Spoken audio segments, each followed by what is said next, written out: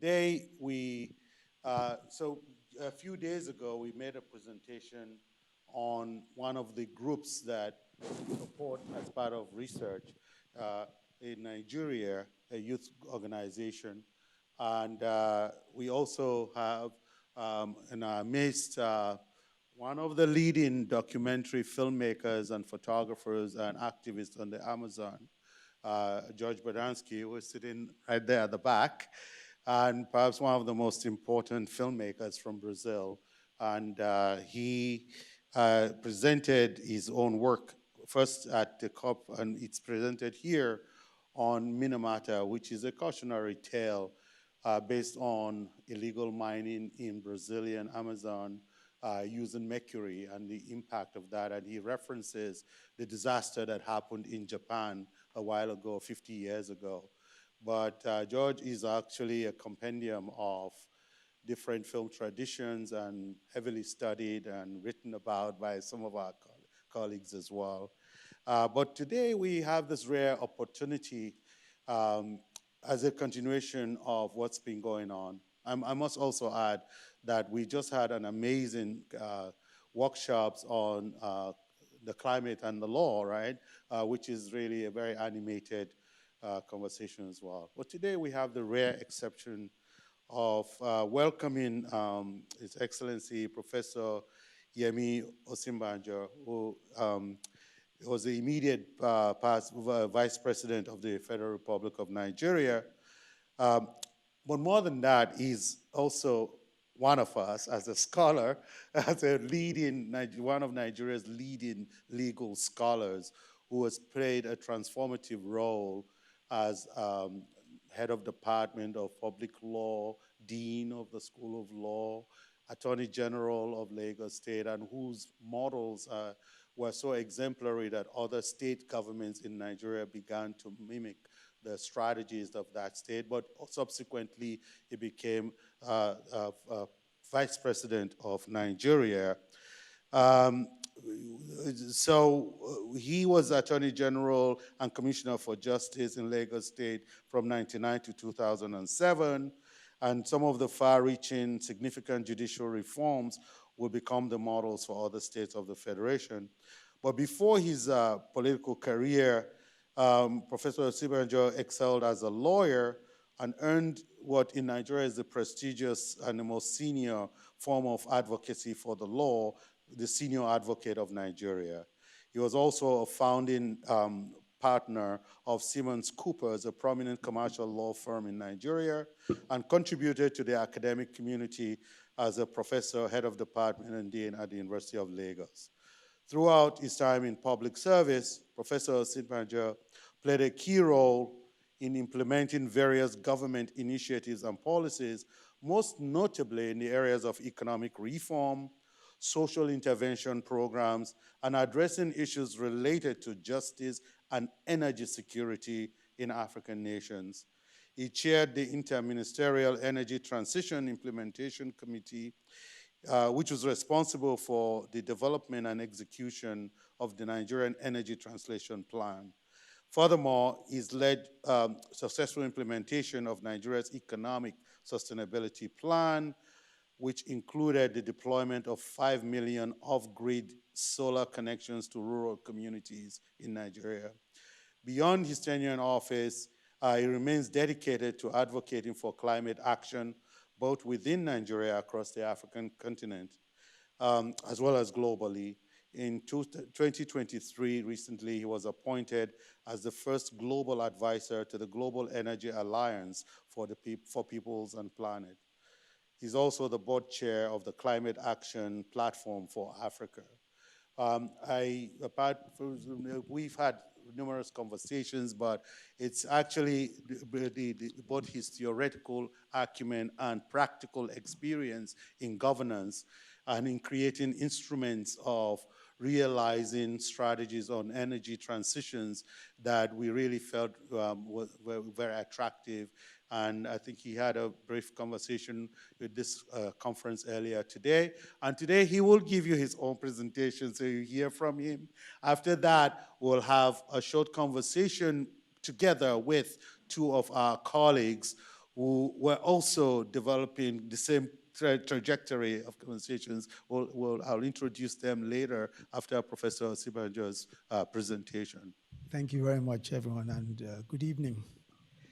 I'd first like to thank the NYU Abu Dhabi Campus for the very kind invitation to speak to you today.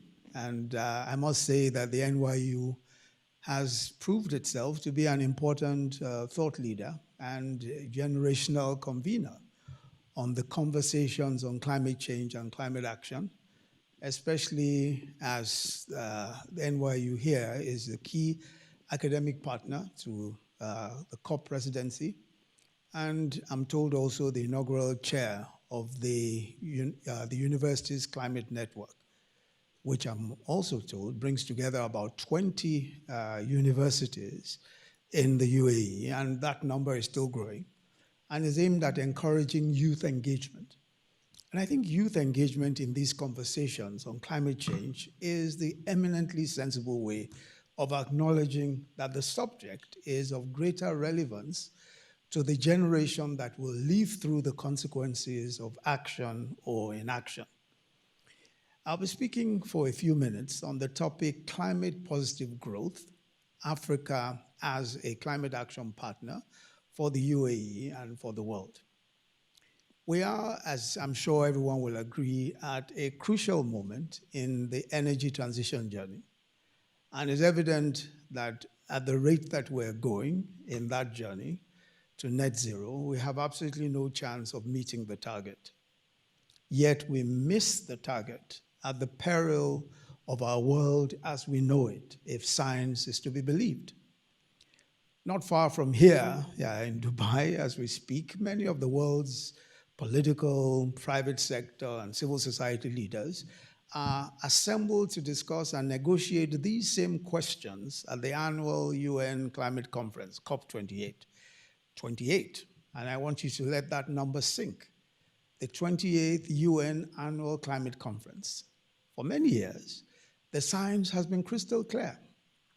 If we do not curb emissions and get to net zero by 2050, and some say even earlier, we risk the apocalyptic consequences for life on Earth. 2023 has already driven home this point by the very many record-breaking weather devastations. So why has it taken 28 annual rounds of painful negotiations just to be where we are now, which is, of course, very far from where we need to be? I would argue that one of the key reasons is that climate action has long been seen as too costly. It is generally believed that climate action and economic growth are incompatible. And to realize effective climate action, you have to sacrifice growth.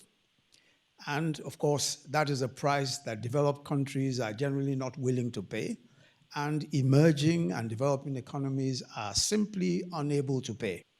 Why? Because 1 in every 4 human beings born by 2040 will be an African. And Africa today is the fastest warming region, which means that it's the most exposed to the devastations of climate change or the potential devastations. Africa is also aspiring to middle to high income status for its peoples. But if Africa were to develop by the same carbon intensive pathway employed by wealthier countries, then the world will never achieve net zero. Why? Because Africa will annually pump 9.4 gigatons of CO2e into the atmosphere. And Africa would go from being a mere rounding error in global emissions to representing as much as 75% of global emissions. So in many senses, Africa can be the nemesis of the world or an important partner in solving the problem. Now, how will that work? Africa can develop without increasing carbon emissions and not even keeping it constant, but actually reducing emissions. So I'll argue that economic growth and effective climate action can actually work together. And that is possible by this notion of climate positive growth, climate positive growth. Now, this is the ability to realize economic growth through climate action. And Africa has the potential to be a climate positive growth leader, helping the world arrest and reverse climate change while developing to middle to high income status and beyond. And my position is that this is a clear possibility with global collaboration. So what is the case for climate positive growth? The first is somewhat ironic, and that is Africa's low industrial base and its low carbon footprint. And this can actually be an advantage, enabling the continent to develop greenfield clean energy manufacturing, saving it the cost of abandoned legacy carbon-intensive manufacturing projects, and by pursuing an industrialization pathway that focuses on using renewable energy, of which Africa has the most potential. Africa is home to 60% of the world's best solar resources. And in addition, it has abundant wind, geothermal, and hydro potential. Its untapped renewable energy potential is 50 times the anticipated global demand for electricity in 2040. And also Africa, of course, has the fastest, youngest growing workforce on the planet. And with it, of course, with the massive natural resources, including arable land and critical mineral assets, of which it has about 30%, it can actually become or develop the first green industrial civilization, greening global manufacturing and supply chains, and even removing carbon from the air. In other words, Africa is perhaps the only region today, ironically, on account of its low development base, that can truly achieve green growth, economic growth without growing emissions or even keeping emissions constant, but actively addressing the reduction of emissions and the concentration of greenhouse gases in the atmosphere. But what does this mean in practical terms? It means, for example, that if Africa processed the bauxite that it mines, which is 25% of global bauxite production, to aluminum, with renewable energy before exporting it, we would actually save 335 million tons of CO2e per year. That's 1% of global emissions, create 280,000 jobs annually, and generate about $37 billion of additional revenue for the continent.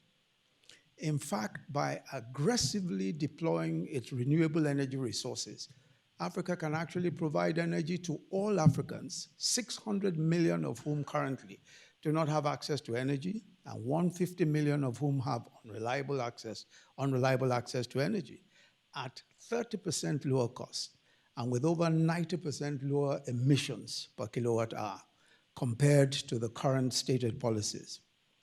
So Africa's renewable energy is not only abundant, but also has very low seasonality or intermittency, which makes it possible to reliably provide renewable baseload to power continuous industrial production. Strikingly also, the lowest cost setup of solar, wind, and battery storage to get reliable renewable baseload to power industry is twice as expensive in Germany as it is in Nigeria. So solar PVs in Nigeria and in Kenya, for instance, vastly outperforms Europe's industry center and even Europe's top PV spots. The same battery-supported PV system in Nigeria will enable a baseload that is 8 times as large as in Germany, and in Spain, 1.8 times larger. A recent Bloomberg study done for the AFDB on the manufacturing of battery precursors found that manufacturing battery precursors in the Democratic Republic of the Congo, DRC, which of course, as you know, has plenty of lithium and cobalt, is 3 times cheaper than manufacturing the same in the US, in the EU, or even in China. And manufacturing in the DRC would also extend value chain opportunities to other African countries. And they would need, of course, they would need manganese from Zambia, from Tanzania, from Gabon, and from South Africa to contribute to their capacity to produce these battery precursors. And interestingly, several African countries now have restrictions on raw exports of critical minerals, Indeed, over 42% of African countries, excluding North African countries, have these restrictions. So mining companies are now establishing local processing plants, and this is great.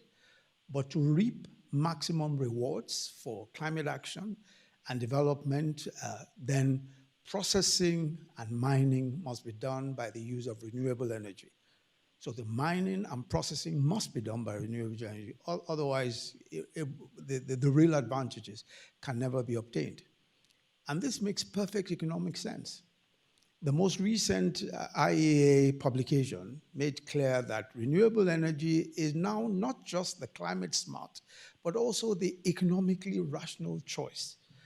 So for the first time in history, going renewable first, even with storage, is the cheapest overall form of energy generation. And these costs are expected to fall further in the next few years. So as we allocate our global financial resources, we should make sure to get the greatest bang for buck, as they say, which means investing in places where those resources will have the highest and most consistent yield, where they can immediately be deployed towards new economic activity, as where there is less existing infrastructure that needs to be decarbonized. A substantial part of foreign funding that is today flowing into Africa's renewable energy projects is concessional and grant funding. And this is, of course, has to be the case because investing in generating capacity without secured demand is like trying to clap with one hand. It really wouldn't work. It may generate much needed energy access, but it will struggle to last and will struggle even more to scale. So green industrialization is the path to making sure that grid-scale investments in renewable energy in Africa generate the kind of return profile that will attract private capital and sovereign wealth funds, into the mix. That is why the twin approach that uses industrialization to drive energy access is critical. It's a way to get the anchor demand that will draw in the investments. So what will it take to realize climate positive growth? What will it take to get these developments that we're talking about and to truly create a green industrial region of the world? 4 things are necessary. 2 that African countries can and should work on, and 2 that require global partnerships and engagement. African countries, need to focus their economic growth and development plans on these green opportunities. In other words, they must devote the economic plans and development plans to these green opportunities. And it's interesting that several African countries are beginning to do so, and especially after some of the developments culminating in the climate summit in Nairobi last September, where the African Union endorsed the paradigm of climate positive growth. A lot of work is being done by African countries to think in terms of using that development paradigm in budgets and in thinking through some of the issues around development. 2, they need to structure policy and regulations in ways that will support this green industrialization. We then need 2 pieces of global collaboration. The first is fair and equitable market access to meet the global demand for green products, services, and carbon credits. So, for example, as the EU builds out its carbon border adjustment mechanism and other regions look at similar measures, these need to be designed in such a way that does not exclude the locations most suitable to rapidly and affordably decarbonizing global production. So the CBAMs must not exclude, must be operated in such a way that they don't block market access to places where, to places that are most advantageous for green production. This includes not only demand for industrial products, but also for carbon credits. Emerging economies, and in particular African economies, have suffered disproportionately low market share and they attract some of the lowest prices. So a lot of the carbon credits coming out of Africa, of course, attract very, very low prices. Admittedly, carbon markets are far from perfect, and these days, not a week goes by without an expose of one kind or the other about bad carbon credits, and often African.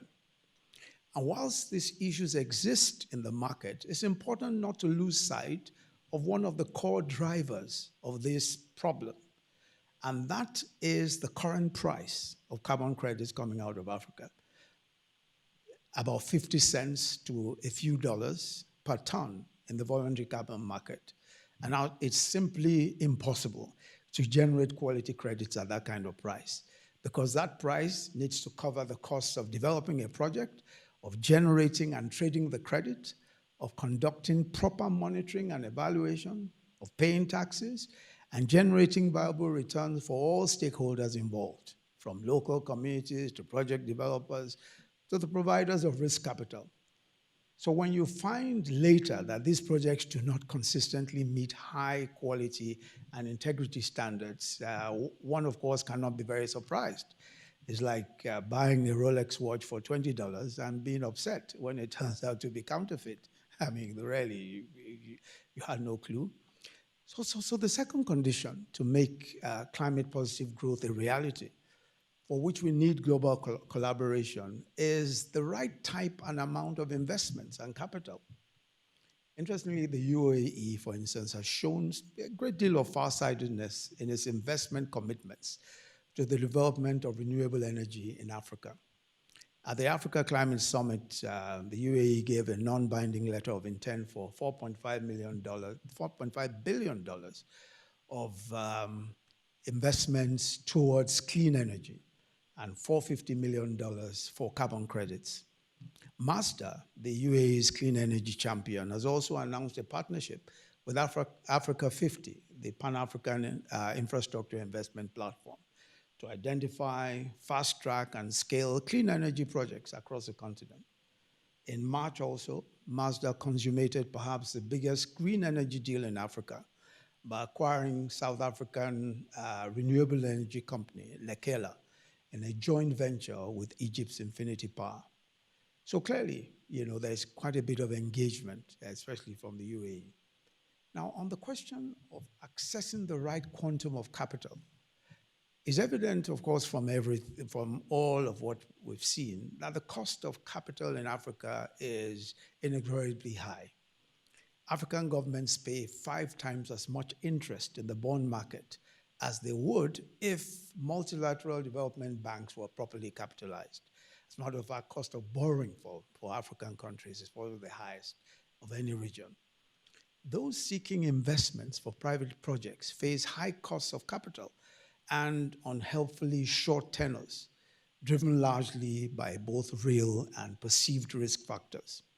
So addressing this requires a range of interventions. Addressing this high cost of capital, it really requires a whole range of interventions. And I'll just very quickly structure them into 3 important categories, all of which need to be delivered upon.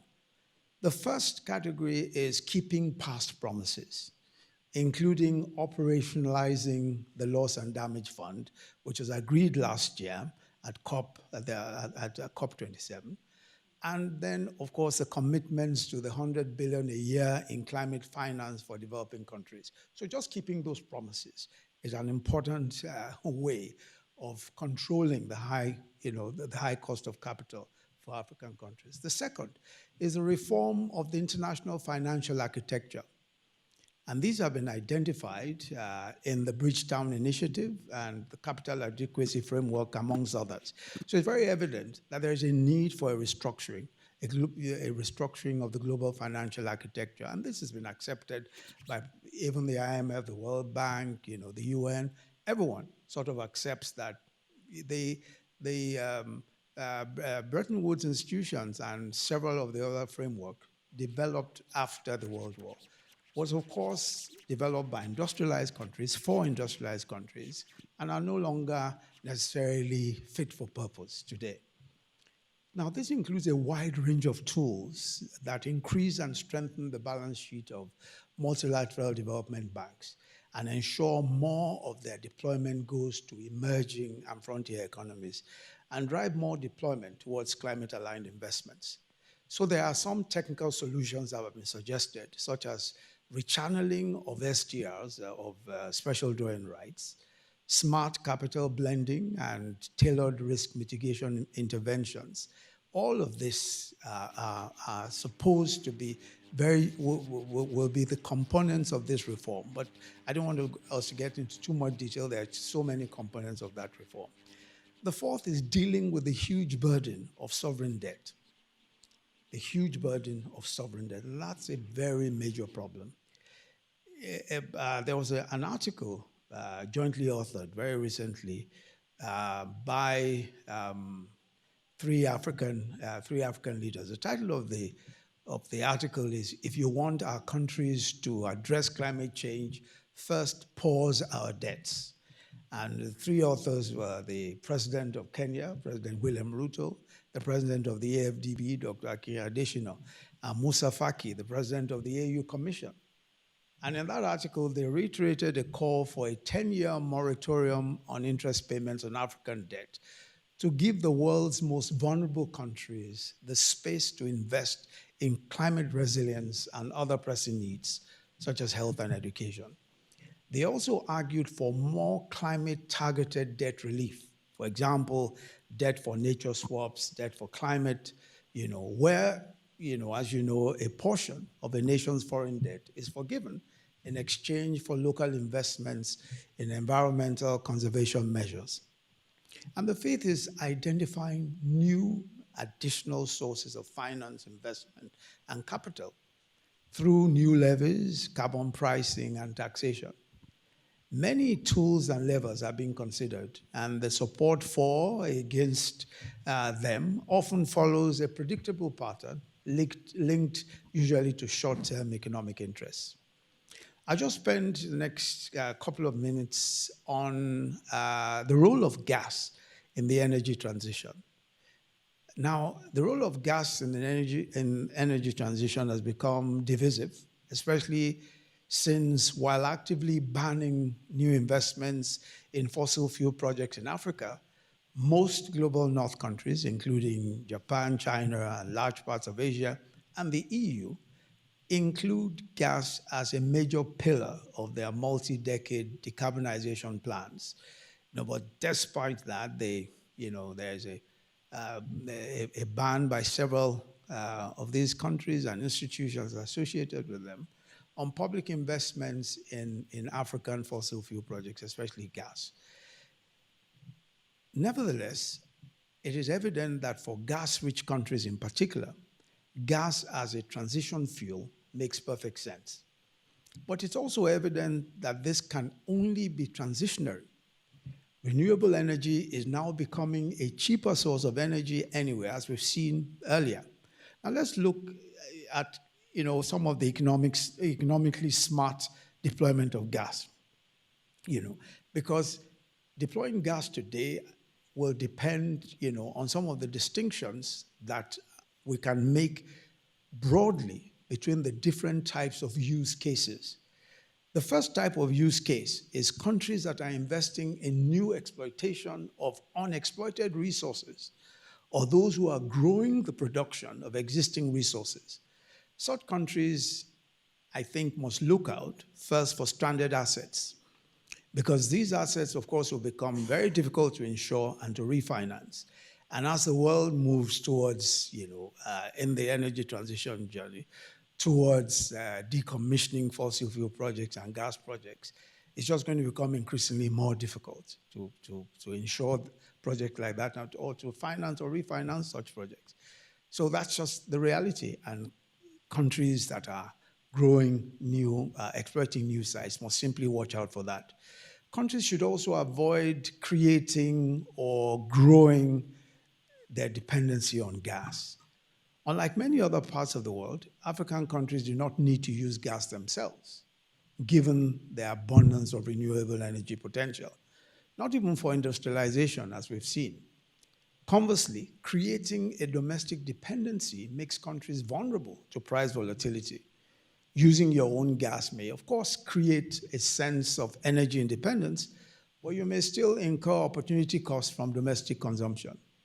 So many experts, for example, praise Norway's development model. Norway, of course, as you know, has exploited its fossil fuel wealth, serving global demand, and has used the proceeds to aggressively build renewable energy. As they say, never getting high on its own supply.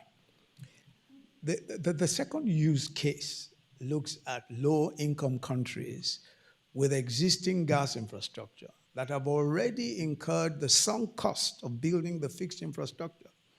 Now, ideally, these countries should deploy their domestic infrastructure towards future-proof solutions, climate-smart solutions.